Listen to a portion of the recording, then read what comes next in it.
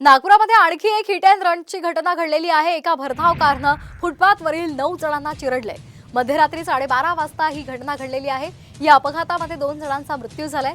पोलिसांनी कार चालकाला अटक केलेली आहे। दरम्यान अपघाताच्या सखोल चौकशीचे आदेश उपमुख्यमंत्री देवेंद्र फडणवीसांनी दिले।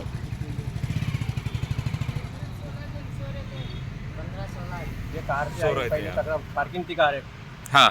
पार्किंग के सामने से मुड़ा के घुस गया। कितने लोग थे कार में, कुछ पता? 3 लोग। 3 लोग थे। और यहाँ कितने लोग सोए थे? यहाँ 8 जन थे। 8 जन सोए थे। सब जख्मी हो गए?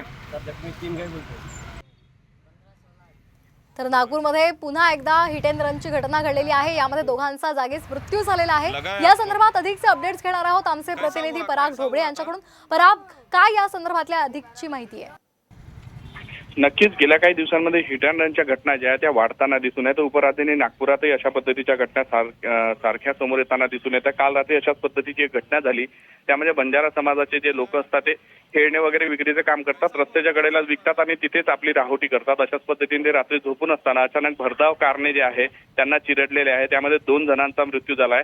या ठिकाणी लहान बालक सुद्धा त्यावेळेस झोपलेले होते, तेही जखमी झाल्याची प्राथमिक माहिती मिळते आहे। यामध्ये 5 जण जे होते ते कारमध्ये होते आणि मतधुंद असल्याची जी आहे प्राथमिक माहिती पोलिसांकडून दिली जात आहे। वाठोडा पोलिसांनी जी माहिती दिली त्यातील एका जणाला जो आहे अटक सुद्धा करण्यात आली आहे आणि एक पुरुष आणि एक महिला अशा पद्धतीने 2 जणांचा मृत्यू झाल्याची माहिती जी आहे ती पोलिसांकडून दिली जात आहे।